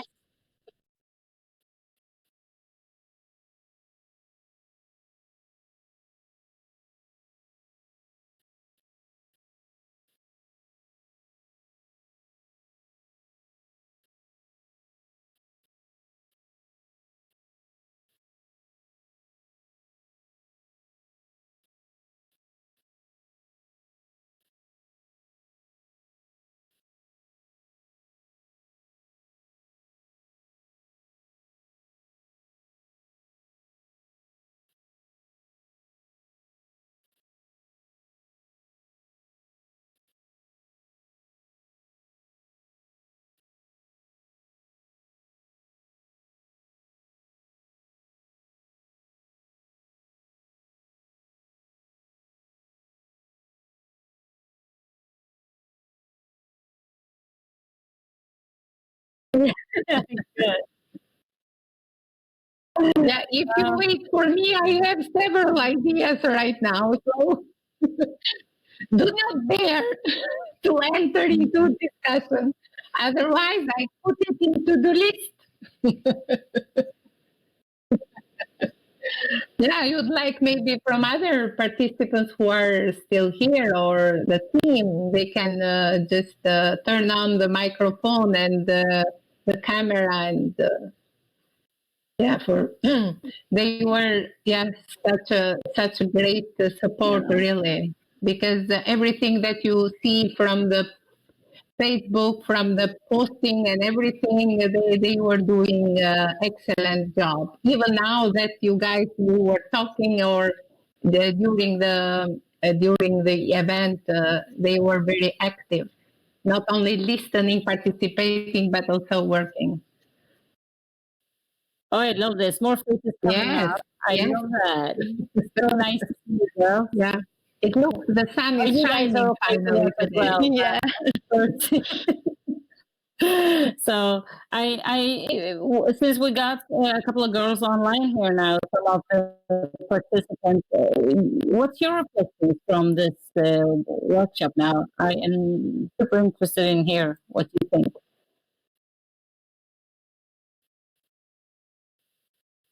I'm sorry, I couldn't hear you. Oh, sorry. I asked, what's your reflections from the workshop? Because this is the first workshop we conduct like this, so I'm interested in Dennis, if you could unmute yourself while you're not speaking, because we are getting the echo, I think, from you. Yeah. Yeah. Okay. Now it sounds. Can you hear me now? You can unmute. Yes.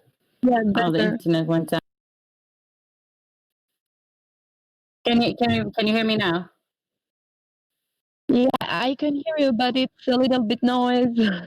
So the Okay. Dennis, interpretation. can you unmute yourself? I think it's your. You are now muted. I think it's yes. Thank you. I would like to hear you as participants, your reflections of the workshop. How, was it difficult? Was it easy? Was it easy to participate? First of all, feel free. Yeah. Thank you, Jeanette. Well, at first, when I saw this, I applied, and I'm a kind of person which wants to grow. Oh, we can barely hear you. Sorry. I knew that there was an assignment. Oh God, what I did to myself. Do you hear me? Yes, now we can hear you. Can you hear? Yes. Okay. At first, when I did B, I thought it as difficult. But then when you get to the work, you do it. And I love it. And watching nature, I was thinking, okay, about agriculture. It's a good topic. Good. And yeah, adoring nature, of course. Yeah. So it got you to think a little outside the box, which is good. Yeah.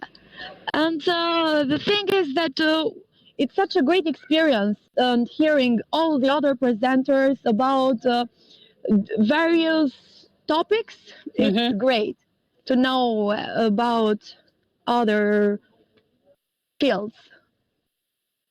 Really? Because I'm very curious as well. The first time you saw the post or the workshop, was it on social medias? Yeah, on social media, in Instagram. Yes, nice. And what was it that made you sign up for this event? Well, as I said, I love to grow myself in every aspect, and the experience. I love experience, and communicating with people and creating a network is crucial for people nowadays. The network and You disappeared. Do you hear me? Yes, now I hear you. Yes. Now better. As I was saying, getting to know people and learning different things from various aspects. Cool. And the network, because nowadays all we need is the networking connection between Totally people or different countries.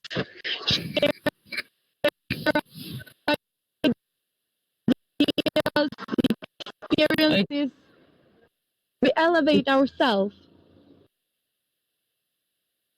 It breaks up once in a while. I think it's because you're Maybe there was an internet yeah, interruption. I think so. Yeah, but I love the fact actually.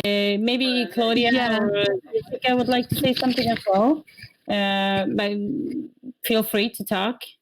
Yes, for me it was a pleasure.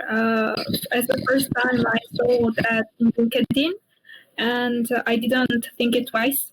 I wanted to prove it because for me it's very important to take even the other opinions and opinions that are professional and which can better shape your idea, and why not to develop your idea as if they are in help of the people. Cool. Can I ask how old you are, Claudia? How old are you? I'm 23. 23, yeah. You are all very young still, so that's why I'm asking for that. What I can say was you guys who are online today are actually the ones who are.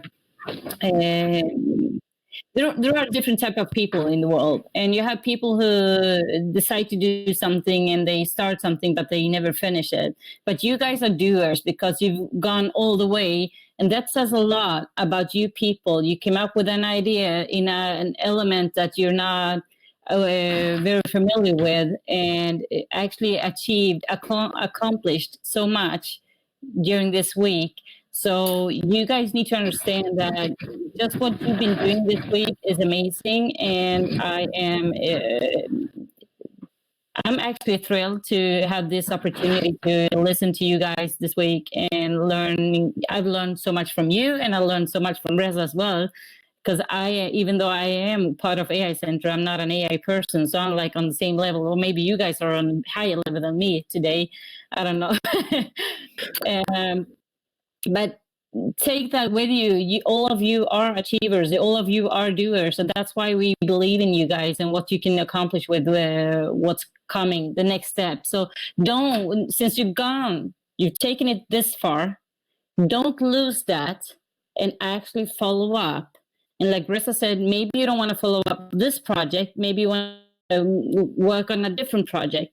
We will be able to help you out with a mentorship in our program, because that would be, we are the future, and we need people like you who are doers. That's my conclusion of this. Anyone else? Bonia or Jessica? I need to learn. Jessica. Jessica. It's a J for me. Okay. Yeah, I also enjoyed really the workshop. in fact, for me, it's not the first time I participate in Albania Skills activities, since my story with Albania Skills has started since 3 years ago when I joined as a volunteer. And I have participated as a volunteer in 2 editions of Albania Skills. Got a little bit distance because of my studies abroad, because I was 1 year attending my studies abroad, but now I'm back in Albania and I'll join the next skills again. It breaks up. Sorry.